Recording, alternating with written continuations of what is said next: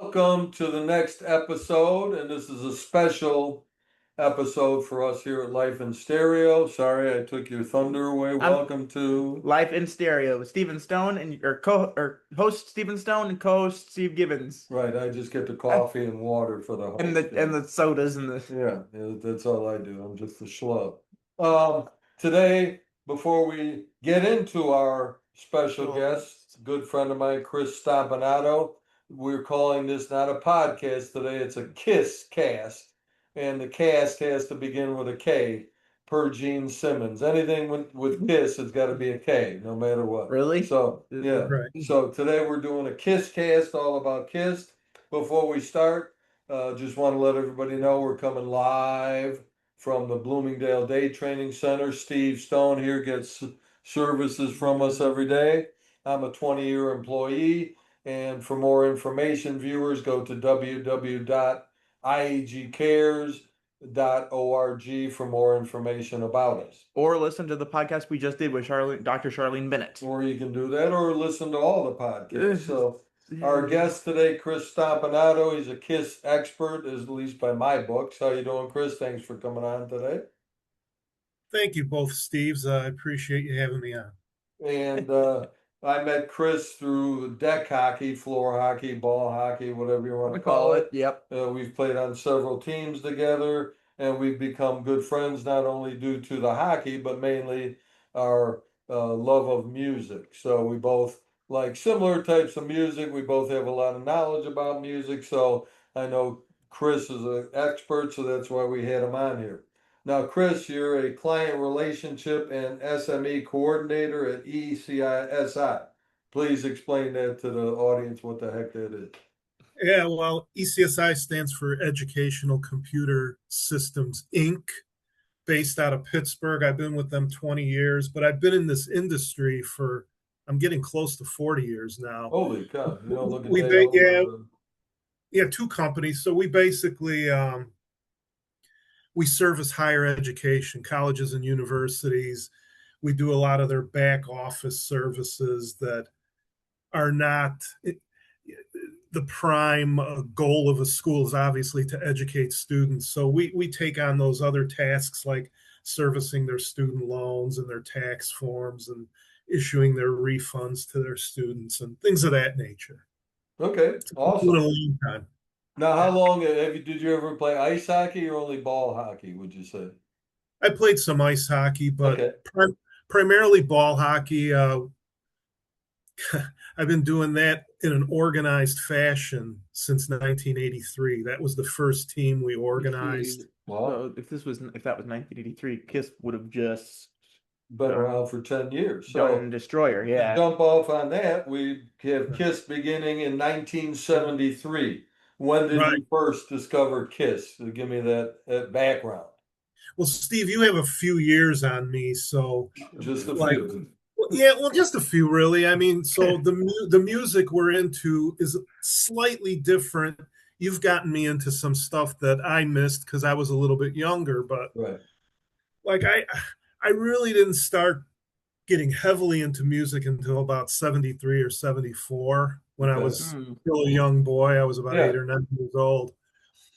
And I was like listening to the stuff that was, popular on the radio, like Steve Miller was active still. Who's that, KISS? Chris, I didn't hear you. No, I was just saying, getting into early Elton John. Okay, Elton John. Which, ironically, I was just listening to some Elton the other day. And all right. Oof. Man, he loves Elton. Well, I mean, his early stuff was kind of heavy a little bit, and Bachman Turner Overdrive, which we both like. So that kind of stuff was resonating with me. I remember as a kid, I'm sure you remember the Locomotion when Grand Funk Railroad did it. Yep. I had no clue it was a cover at the time.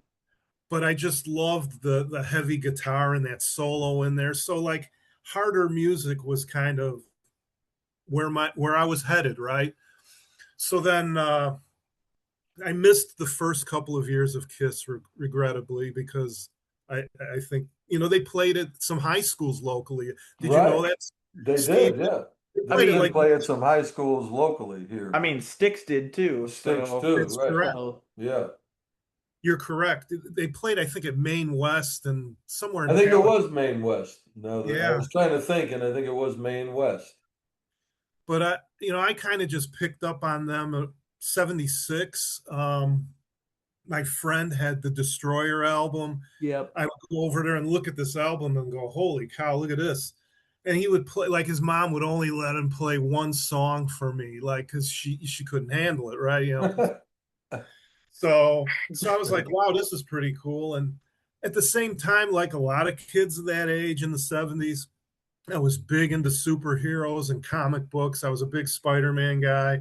Mm-hmm. So it just was a natural fit. I remember my sister, she was reading, remember those magazines, 16 and Yeah, Super 16, Teen and Beat, something Beat, Tiger Beat. That was it. Tiger Beat. So I saw one that had a little picture of Kiss on it. So I like took, I was just flipping through it and I read an article and it just, I don't know, it just connected for me and they quickly became my band. The first record I bought was the 45 of Calling Dr. Love. That was Oh, nice. One of my go-to Kiss songs, coincidentally.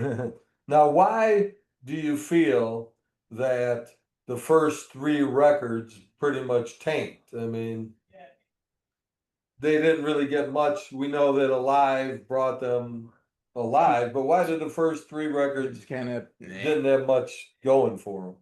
I think there could be a couple reasons. If you listen to those first three records, and I love them, and I know you're a big fan of Dress to Kill. That was Right, the that's my record. favorite. Yeah.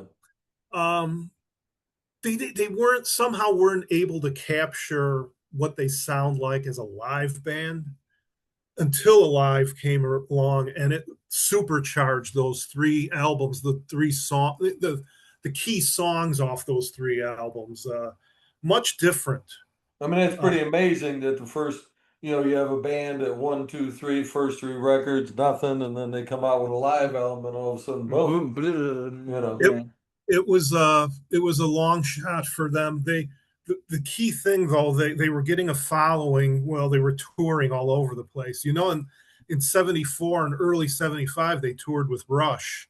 Oh, So they went around in Canada and United States, and both bands were just starting too. So and both bands kind of made it huge. Very they huge, right? sure did. Super Uh, huge. and So totally why different. the Alive then, Chris? You just because you felt like it captured the whole live show type of thing? No doubt. When I got that Kiss Alive album, first of all, the songs, just the way they sounded was much better. And I just remember, I mean, they had the whole booklet inside with all the pictures and stuff. And I was like, I would sit there. I would never skip anything on that album. Even to this day, if I have to listen to Alive, I'm going to listen to the entire thing because there's no skips there. You listen to the whole thing. And I would look at these pictures and I was seeing them in concert, if you know what I mean, before I ever really got a chance to see them live. So it captured what they were all about tremendously. I mean, I like the picture on the back with the two guys holding the sign. right? That's That's iconic classic. too. I mean, and as you know, they came out last year with the 50-year anniversary of Alive Yes, because that was good. there was a lot of not controversy, but they say that it was touched up in the studio, Kiss a Right. Lot, which a lot of bands A do lot of that. bands do that, Steve. They have a live album, And then they and just then they do like if you listen to the Rolling Stones, get your yayas out and listen to a bootleg of the Madison Square '69 concert. It sounds way different than the actual polish. the actual polished record. So were Paul Stanley and Gene Simmons brought in as consultants, or For which thing, Steve? for when they re kind of did Alive for the 50th? Oh, the 50th? Yeah, who Oh, was I'm Gene sure they had a Simmons hand. has to They be brought, involved. they brought back Eddie Kramer. Now, Eddie Kramer is a famous record producer. He did Zeppelin, Jimi Hendrix at Electric Lady Studios. So, Which was, if I remember correctly, which was Hendrix's label. right. So, Eddie Kramer did Kiss Alive. He produced it, so they brought him back for the 50-year anniversary. He had like all the like original tapes, and It's and cool. and I think listening to the parts that I have of the 50th anniversary release tells me they didn't touch up as much as people thought they did. It was pretty authentic to what they sound like, and they jump around and stuff on stage, They so do, yeah. So Now, pretty. let me tell me which one, Alive 1, 2, or 3? wait, there was Which three one of you like? them. Yeah, they had Alive 1, 2, and 3, right? Well, they have one, two, three, and I think there's even the fourth one, which was the Millennium concert. Oh, But I go with one all the time. Number okay. two, number two is a great album. The fourth side is Studio, which is really good. It's got a great Ace song on there, Rocket Ride. Rest in Um, peace, Ace Frehley. Rest in yeah, peace. Yeah. absolutely. I've read a lot of things online where some people are like, I gotta go with number 2. I was Number shocked that anybody would think 2, but there's people that like that one if better. that was your jumping off point with Kiss, I could see some people saying that. Okay. That one was more touched up because you could hear like Paul Stanley singing lead and backgrounds like at the same time. It's like really weird. So, and they souped up the audience in that one a little bit more. But I always go with Alive, the first one for sure. Okay. So You had a question, Steve? when it comes to, we were talking about record producers earlier. Who would you say your Mount Rushmore is when it comes to record producers? Probably George Martin, Well, him for sure. Glennis Johns, possibly. I'm not big into producers. I mean, I like Bob Ezrin. He's done Pink Floyd Wasn't he and supposed Alice. to? Wasn't he supposed to do a Kiss record but didn't? He did Destroyer. Okay, Okay, there you okay. go. He He did did. Destroyer. So and that's that was a big change for them because he was such a professional and he's a true producer who he was a he was really whipping the guys into shape in the studio and he co-wrote a lot of the songs where Eddie Kramer was not really a writer. He was more of a sound engineer. So Hmm. but Bob Ezrin did Destroyer. He did Kiss the Elder, which was their concept album, very controversial. Right, very, very much so. And then he did Revenge in 1992, which a lot of people think is their best non-makeup album. Although there's another one I like better than I prefer Lick It Up over Revenge, but Yeah. it is a pretty good. It's definitely a well produced album for sure. Now, what was your thoughts about the 4 solo records? Positive or negative? I like a lot of the fans. I tend to gravitate towards Aces and Pauls, Okay, yeah, which me too. Yeah. which and a lot of people say if you took the best from the 4 solo albums, it would have made an insanely excellent Kiss album. Gene's was a little more Strange, right? Yeah. eclectic. He brought people on there like Rick Nielsen from Cheap Trick. He had Bob Seger on that. He had guys from Beatlemania because Gene is very much a Beatles influenced guy, and you can Right. hear it in the solo album. Okay. And ironically, the reason that the reason Kiss got really big because the songs that ended up because Gene Simmons and Paul Stanley were sitting at one of their buddies' houses and they were playing each other some of their stuff and some of that stuff actually ended up on the first 2 Kiss records. Okay. Yes, it did. Now, Go ahead. at one point they did Phantom of the Park. What are your thoughts on that? That He's movie. laughing. That movie. Well, I mean, that was their attempt to do like a Hard Day's Night or something like that. Right, right. They laugh at it today because it's got like a cult following and Okay. Which kind of goes with Gene Simmons' Beatles obsession. Right. Yeah. Hard Day's Night. Help. Yeah. but it's just a funny movie to watch. I mean, it's certainly not going to win any Golden Globes or Yeah. I Oscars mean, or anything, but coming from people that guest starred on some Scooby Doo movies more than once. yes, they Oh, have. they did. Okay. They did, yeah. Now, what was your around the Dynasty record? The kind of declining attendance. 1979, they were having problems with each other, a lot of dissension. Then Yeah. the elder. Why do you think they lost? I mean, they really went almost dead. Yeah, I mean, so I saw the first show I saw was January '78 in Chicago Stadium, the Love Gun / Alive 2 tour. I saw them on the Dynasty tour at the amphitheater with Judas Priest opening. Okay. Uh, Priest I is think wow.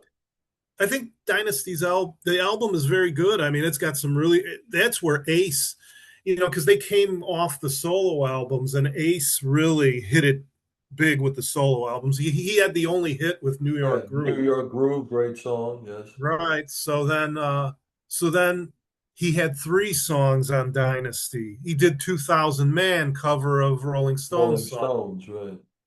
I think it's a really good album, but you're right. I mean, they were falling apart. I mean, it was the usual stuff. It was substance abuse Sure. from some of the members, and And you the got to reason they remember, sorry, you reason they got did the solo albums to begin with was to try and keep Peter and Ace happy because they wanted to leave the band and do their Okay. own thing, and so it's all good things must come to an end. But Sure. Paul and Gene kind of kept it together. and then I think didn't Paul Stanley leave Kiss and do his own thing after that?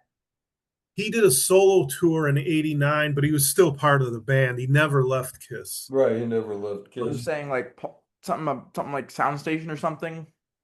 He did Sound Station, right? Recent. That was more Oh, Soul the Station. Soul Soul Station. That Station, was that's what I'm his. talking about. There we That go. was his where he did covers of like Philly soul music. This was Yeah. about 5 years ago or I was gonna so. say it's fairly recently. Yeah, I mean, not my cup of tea, Right. but Me but neither. It's like his problem is really his voice has gone south, Right. unfortunately. Recently, if you've seen him, yeah, he's has a tough time singing. Now, when Ace left the group, I've heard. What have you heard? Eddie Van Halen, Aldrich, Sambora, Slash. we're talking Any of those? Maybe have you heard? Might have been replacements for Ace. They did talk to Eddie Van Halen. Eddie did some demos with them on the Love Gun album. Yeah, Ace actually used Eddie's solo for, I think it was Christine 16, I believe, if I'm not I think I mistaken. heard that. Yeah, Christine 16. Um, they interviewed. I think Richie Sambora was in the mix to replace Ace. They went with Vinnie Vincent, right? Kind of an unknown. Right. And at that point, so we talking over the years, Vinnie Vincent, Mark St. John, Yeah, Thayer, who do you like? Bruce Kulick. Let's not Bruce, right? gotta Bruce remember Kulick. Bruce. Yeah. Vinny He was a was great songwriter. He really wrote great songs with Kiss. And if you look at Lick It Up and Revenge album, they brought him back to write songs for Revenge, just right. I So he's did read really that they brought him back to actually write songs. just the right songs. wait. I, So Go ahead. so that means if rumors are to be believed, that means Richie Sambora would have played in two bands at one time. Right. Yeah. I wonder how they settled on Vinnie Vincent and not Eddie. Eddie would have been great, but oh my, probably because Vinnie Vincent came cheaper. Probably, I don't know. now they did reform a reunion on the Psycho Circus. What do you think of that record? And Which, tour? eh, Not so good, Steve. in my Yeah, opinion, no, it's probably not the best. The first song is, I mean, the title song is great, I think. Cycle Circus is a great song. They actually fooled me because Tommy Thayer plays lead guitar on that song, and I thought it Oh, was Ace. I thought yeah, it was. me too. I didn't They know. had me fooled. But they used a lot of ghost musicians through the years. But the reunion was special. I mean, for me in '96 when they came back together, I'll just tell you a little something. Back in '96, I was doing a lot of business travel, Hmm. so I was able to work things out. I wanted to see as many shows as I could from the reunion tour. So in '96 and into '97, I saw them in Detroit Tiger Stadium. That Nice. was the opening show, which That was was a big show. Yeah, yeah, yeah, yeah. three times at Allstate Arena. Right. Saw them in Moline, Madison, Wisconsin, Milwaukee, Wisconsin, Madison Square Garden, New York. Holy The cow. Which the L ironically, See what I mean? He's a big Kiss aficionado. How many times have you seen him, would you say? well, over 50. 50. Holy cow. wow. I I saw underestimated. I said 30. I saw the LA Forum. I saw them on that tour, and then in Worcester, Mass, was the last show I saw them on that tour. So across the Well, country. I actually saw him that tour in Moline as well. Did you? I did. Yeah, well, it's funny they mentioned MSG because that's where the retirement show was, that's right. Yeah. So or quote unquote retirement. Moline, I had great seats. I was like fifth row on the floor. I was on the floor too, not too many rows back. It's a Right. nice small venue, you know. Then Sonic Boom, which Yeah, that was kind of their first studio record. It was not bad, right? with Thayer and Eric Singer on drums. Yeah, I actually like it. I yeah. mean, a lot of people criticize it because Tommy Thayer kind of lifted. He like took a lot of Ace isms in his solos. He would take Acisms. Ace pieces and work them into his own solos. I thought it was really good, actually. Yeah, and not a bad record. Really So you've seen 50 shows, huh? easily. Wow, that's amazing. It Well, really is. lately I've been listening to Heaven's on Fire specifically from the Animalize record from '85. I didn't realize how good Paul Stanley's vocal range was even then. That was a good record, Animalize, right? Yeah, I mean, it was more with the times. It came out in '84, and at that time, you had Ozzy and Which Iron Maidens of the mm, world, and heavy metal was really starting to take starting to off in Yeah, popularity. So they had Bruce Kulick, and Bruce did, actually Mark St. John played on that album. I think Bruce may have played a little bit. and Uh, then let's see, you had Metallica do Ride the Lightning at the same time, right yeah, around the same time Metallica, yeah. no doubt. I mean, I went through a heavy metal phase in the early '80s. I mean, when I discovered Iron Maiden, I was kind of blown away because of the speed of the music, but also it was very melodic to me, and I yeah, so I've for always sure. appreciated what Steve Harris does for Maiden fans, to be honest. Yeah, he's a big Maiden fan here, Steve. I got Hmm. no use for him, but that's okay. I'm a fan as well. Seen them several times in concert. I went through. I mean, their first like Did you see them on the five or, five or six albums are incredible. what tour was that? Was that the Spin Jitsu tour maybe? No, I saw them on the Peace of Mind tour Oh, a couple of times on Okay. that tour. Now, Um, aside from Alive, take that out. What is your favorite album? by Kiss, right here. Rock and Roll Over. No Rock kidding. and roll Okay. over. I I mean, would have that's not guessed that. that's a deep wow. Yeah.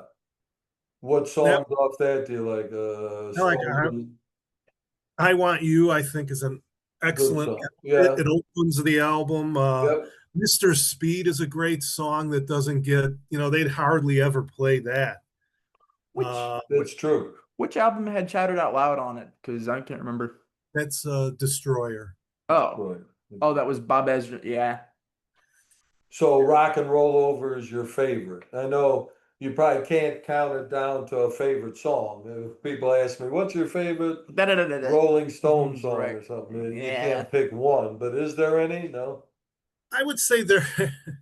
It's kind of like their Stairway to Heaven is Black Diamond. Black Diamond. Okay, you've heard that, Steve, right? I think so. It's off the first record. Yeah, we can play it after this. But so It's Black Diamond is your the Stairway to Heaven. All right. Which Now Steve wanted to ask before we close it out here, Chris. Steve wanted to ask the viewers a question about Kiss. your guys' favorite Kiss album for viewers specifically? Right, they can put it down in the comments. yeah. Uh, I feel like Pete Pardo, put it in the comments below. That's right. I mean, I think the other thing, the music obviously very important, but I got swept up in the whole Kiss collecting. Oh, you did? No, I didn't know You own quite a bit of Kiss merchandise, huh? Now, yes. Now here's something.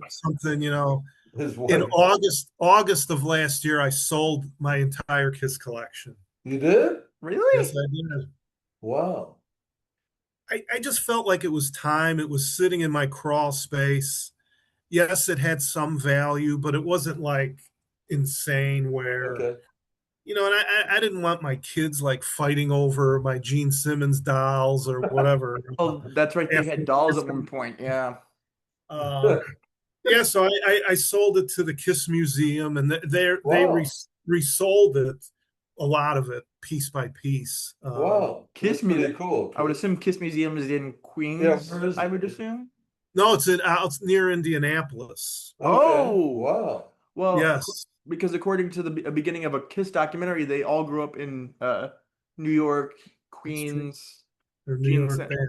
Yeah, so you might think it'd be in New York, but Queens, Indianapolis. or Okay. something. Yeah. And what amazes me is that Gene Simmons is Israeli. I didn't know. I didn't realize that. He was born in Israel. Yeah. That's pretty Um, wild, right? yeah, his mom survived the concentration That's camp. I right. mean, That's right. it's a well-known story. Gene was a mama's boy for sure. Well, we could go on much, much more Um, about Kiss, but we have to kind of come to a conclusion. So, Chris, we want to thank you for being on today. It was a pleasure. Thank you very much. Steve, any Appreciate it, final guys. words? just just it impressed me that you realize how important Kiss is to music and just to the rock and roll fandom as a whole.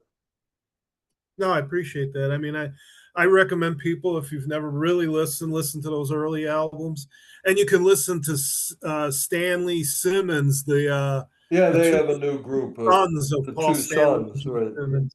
Gene Simmons' son and Peter. Paul Stanley's sons. They have a group. Oh, really? Yeah, Yeah, they have a couple of videos out. You can get them yeah. on YouTube, and I like the songs. I think they're really Not good. bad, not bad. They don't sound like Kiss to me, but No, they don't.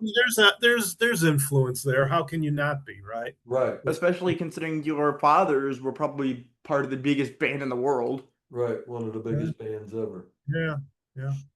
All right, well, Chris, thanks again. Thanks. Thank you very much, everybody, for viewing, and thank you, Chris. And answer that question in the comments for those that didn't hear me. They will. Thanks, Thanks, Stephen. Chris. Steve. All See you right, later. bye-bye.